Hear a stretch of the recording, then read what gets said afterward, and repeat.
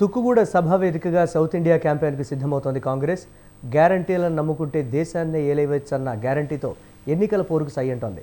అందుకే పాంచ్ న్యాయ్ పాచిక పని చేస్తోందన్న ధీమాలో ఉంది.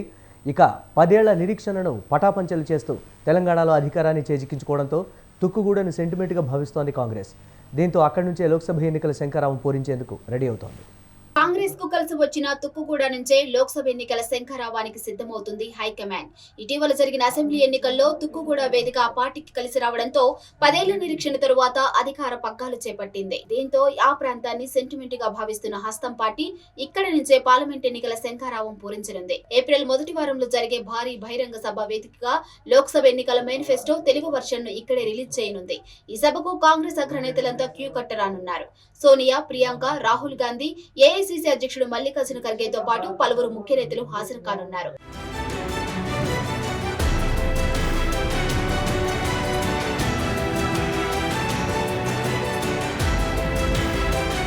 మరోపక్క కాంగ్రెస్ పార్టీకి గ్యారంటీ స్కీమ్లు కూడా బాగా కలిసి వస్తున్నాయి. కర్ణాటకలో మొదలుపెట్టిన ఈ స్కీములు అక్కడ విజయాన్ని అందించాయి. అదే ఫార్ములాతో తెలంగాణ ఎన్నికలకు వెళ్లి అధికారాన్ని చేజిక్కించుకుంది. ఈ నేపథ్యంలోనే పార్లమెంట్ ఎన్నికల్లోనూ గ్యారంటీల సెంటిమెంట్ తో ముందుకు వెళ్తుంది. ఈ మేరకు అసెంబ్లీ ఎన్నికల మాదిరే తుక్కుగూడ వేదికగా పాంచ్ న్యాయ్ పేరుతో తమ మేనిఫెస్టోను తెలుగులో విడుదల చేయనుంది కాంగ్రెస్. ఇక ఈ సభలో మేనిఫెస్టోతో పాటు సౌత్ ఇండియా ఎన్నికల ప్రచారానికి సంబంధించిన అంశాలన్నీ ప్రకటిస్తారు. సభలు, సమావేశాలు, street corner meetings, road show షెడ్యూల్ను కూడా విడుదల చేసే అవకాశం ఉంది.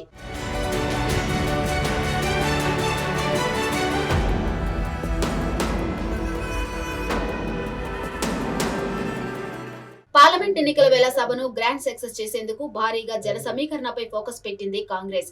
ఈ మేరకు 10 లక్షల మందితో సభను నిర్వహిస్తుంది. ప్రతి జిల్లా నుంచి 25,000 మందికి తగ్గకుండా జనాన్ని తరలించాలని స్థానిక నేతలకు ఆదేశాలు కూడా వెళ్లాయి. ఈ బాధ్యతలను స్థానిక ఎమ్మెల్యేలు, ఎంపీ అభ్యర్థులకు అప్పగించారు రాష్ట్ర నాయకత్వం. ఇప్పటికే సభ ఏర్పాట్లు, జన సమీకరణ, మెయింటెనెన్స్ తదితర కార్యక్రమాల కోసం కోఆర్డినేటెడ్ టీములను కూడా ఏర్పాటు చేసింది. ఈ 2-3 రోజుల్లోనే వీరితో గాంధీ భవన్ లో సమీక్ష నిర్వహించి సభ ఏర్పాట్లపై చర్చించనుంది.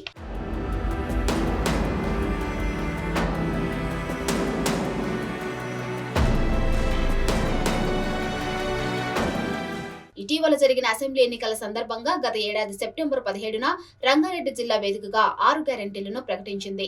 సోనియా గాంధీ చేతుల మీదుగా ఈ హామీలను ప్రకటిస్తూ తాము అధికారంలోకి వస్తే పేద, బడుగు, బలహీన వర్గాలకు న్యాయం చేస్తూ ఇందిరమ్మ రాజ్యాన్ని తీసుకువస్తామంటూ ఈ సభా వేదికగానే తెలంగాణ ప్రజలకు హామీ ఇచ్చారు.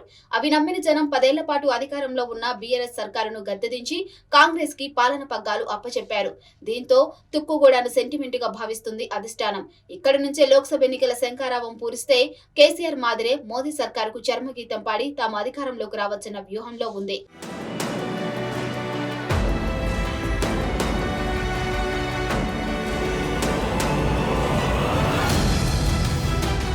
మరి హస్తం నేతలు ఆశిస్తున్నట్టు తుక్కుగూడ సెంటిమెంట్ వర్కౌట్ అవుతుందా?